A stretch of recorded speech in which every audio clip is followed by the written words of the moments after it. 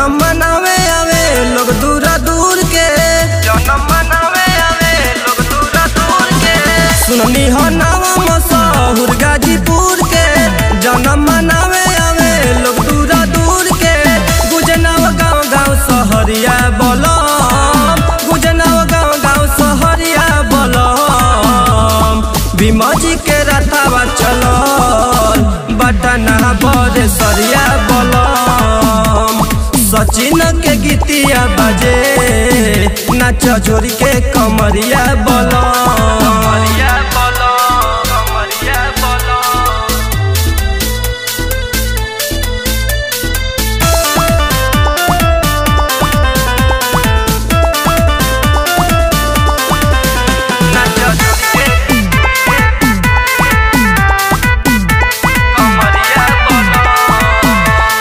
काशी महाबाद गंगौली में, दुर्गा स्थान मिसरौली में, दुर्गा स्थान मिसरौली में। कि काशी महाबाद गंगौली में, दुर्गा स्थान मिसरौली में। सरया मुबारक कभी संकीर्तिपुर हो, मरही कलौरा भीड़ होला भरपूर हो।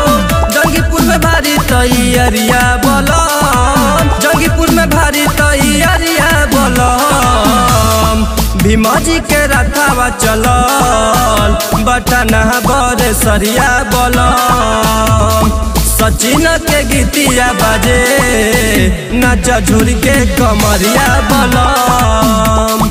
भीमा जी के रथावा चलल बटना बड़े सरिया बलम, बटना बड़े सरिया बलम।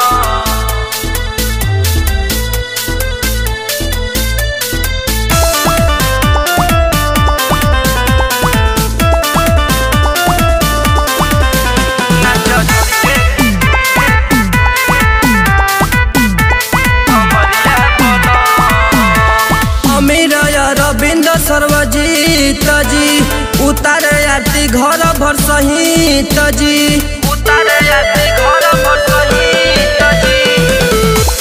अमीर रविंद्र सर्वजीत जी उतारे आरती घर भर सहित जी। गोसलपुर बारा चावर सतजौराबाद हो, दहिंदू सतनगर में बसब के याद हो। छुट्टी हर के टिकल बा नजरिया बलम, बजिया के टिकल बा नजरिया बलम। भीमा जी के रथावा चलल बटना बड़े सरिया बलम। सचिन के गीतिया बजे नाच झोरी के कमरिया बलम। भीमा जी के रथावा चलल बटना बड़े सरिया बलम।